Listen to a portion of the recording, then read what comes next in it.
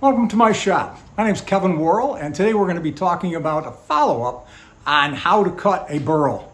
It was I enjoyed doing that thing, and just to put it together and give you some ideas to how I go about cutting up a burl. But out of that one burl, we ended up with 8 different pieces, and some very unusual, and I call them moonscapes. Because take a look at this thing. This is so unusual. It's a live edge, and only one piece is not live edge. I got out of those pieces. So at the end of the video, I will show you all 8 pieces as to what we got. And it was a lot of fun. I really, really enjoyed it. Hope you do too. Now we have a burl. We have to figure out how we're going to get it on the lathe. What's the best way to keep as much as you can? Just as we were with the whole burl, now we have to figure out what we want to do with the burl that's left. We got a big hunk here. If I start trimming all this off, this will just go right down to nothing. But there's a lot of hidden wood underneath here, so it'd be really cool. But when you first look at it, it's 12 inches across, so the most I can go this way is 12 inches. So okay, that'd be our best bet. We just cut right off the bottom here. And then we have to flatten the top here. So we have to cut this section away. We have to bake this so I've got a flat area to work with. This will be gone. So we will be 12 inches right there. Cut right here, cut here. These are my 2 burls that I cut out. They were in a triangle cut. Now I've got the back flattened off. I cut this with a chainsaw. I made a nice flat area, all right? And then this is my center point.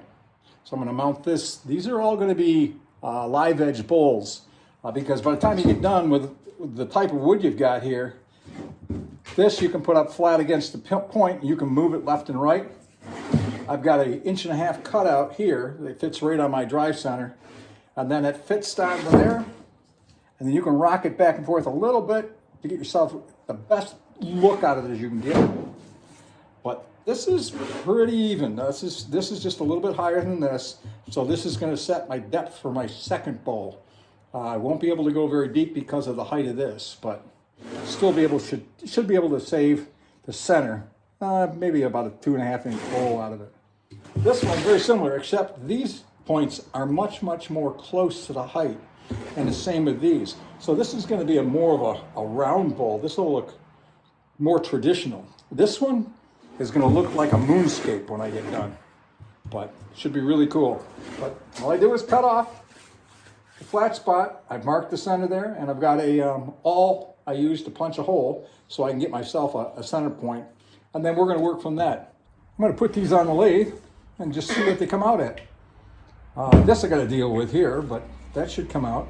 So all I need is an area big enough here to put a tenon on. Same with this one. This needs enough to put a tenon on it. So I'm going to have to go into here a little bit. It's going to get a little shallower by the time I get done. But looking cool.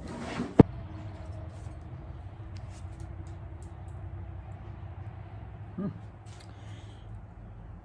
right, just mounted the bowl blank on here, and actually it's running pretty well balanced.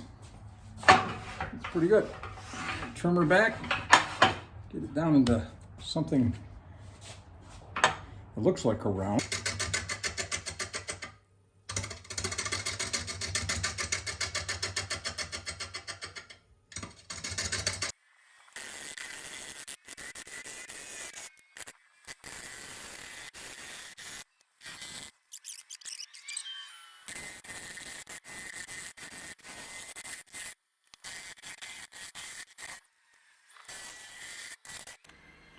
And here I'm adding super glue to help hold the bark on to the bowl itself.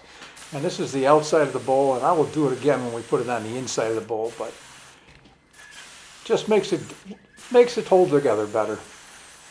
Always want to use a scraper after the last run through, just so you can take the excess staining and sand off the excess. Because of that shallow area right there, I have to make my bowl thicker so I don't come through. So it looks like we got a good 1/2 inch, so it's going to be at least a 3/4 inch thick bowl. So when I cut through, it's going to be way out here in this area. And that's so that area right there does not show through on the other side. And then I'm going to try and save all of this and make another bowl out of it. But that is some really weird looking stuff. I am really excited about putting this up on the bowl saver. I use a wood cut. It works very well for me. Wow, it'll be nice. Okay, we only get one shot at this. I'm going to try and take about a 9.5-inch bowl out of this 11-inch burl. And this is some serious work for this woodcut. We'll see how it does on this, and you'll see real quick here. It takes a little bit of time to get through the rough spots. I'm hitting on something. Yep, right there. Yep. I don't have, there it is. Right there. Okay. I got it set at 600 RPMs, just as they suggest. This is a 3-horse motors, which is a lot nicer. I've been working on a 1 3/4, and it's been working hard to get through it. So we're about to find out what this is going to do. Hope I don't wreck my burl.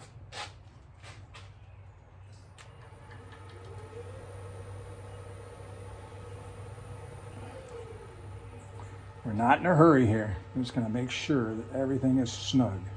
This is tight. This is tight. This is tight. These I know are tight, and I know this is tight. Okay. I'm going to start chipping. Helmet for sure.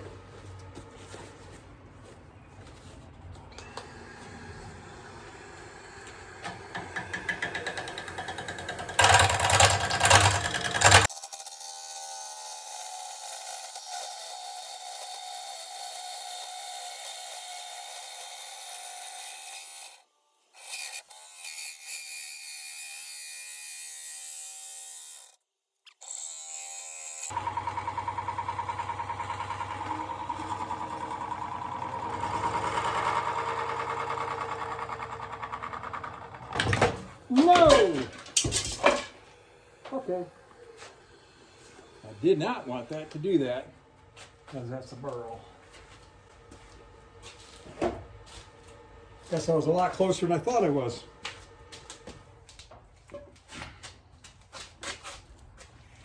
But I saved another bowl out of that burl.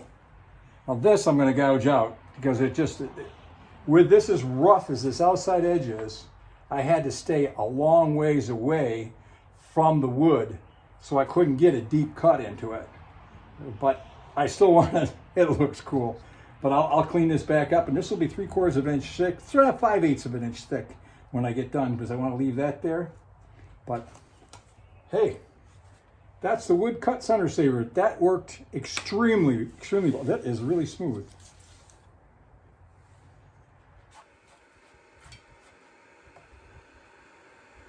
Some really nice color right here showing up. This one, oh, that's right where that spot is. That's where that hole is, right there. This I got plenty of thickness, so I can start taking it in a little bit deeper here.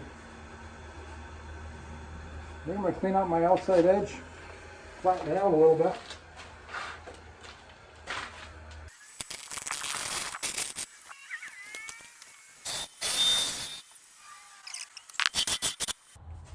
All right, I'm going to mount this smaller bowl that I cut out of the larger one with a woodcut center saver.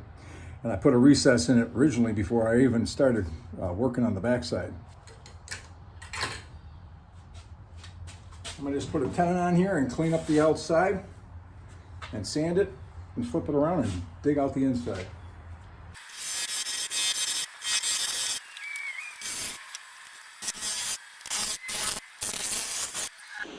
Yes, here I'm adding super glue just to make so the bark stays on the bowl.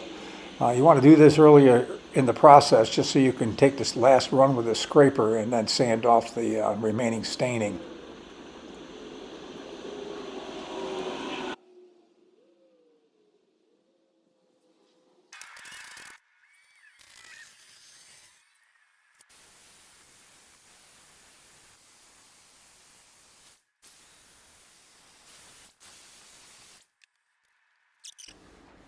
This bowl ended up in my dining room. My wife claimed it. She has her napkins in it on her center table. But it turned out really, really nice, really happy with it. This little guy is the one I called out in the other video, and this is what I made from that little guy.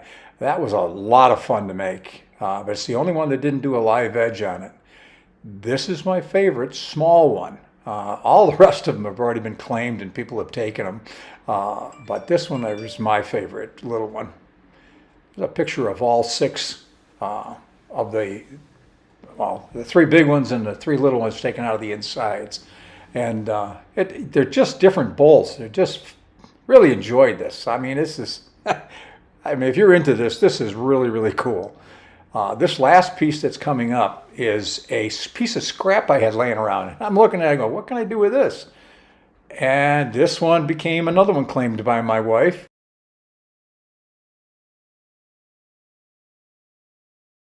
I hope you enjoyed the video. I enjoyed making it. I really enjoyed making the bowls. I really am passionate about making, actually my wife calls it a sickness. I really, really enjoy turning. And I'm getting into it a lot more. I have a bunch of things coming up. Actually, we made a whole bunch of large donuts and they're glued together. Well, I'll show you a picture of them just so you know what I'm talking about. And we'll see how that turns out. If you haven't had a chance to actually take a look at the how to cut a burl, which is the video that preceded this one, the link for that is right here. All right, and that'll show you just exactly where all these bowls came from, which was pretty interesting all by itself.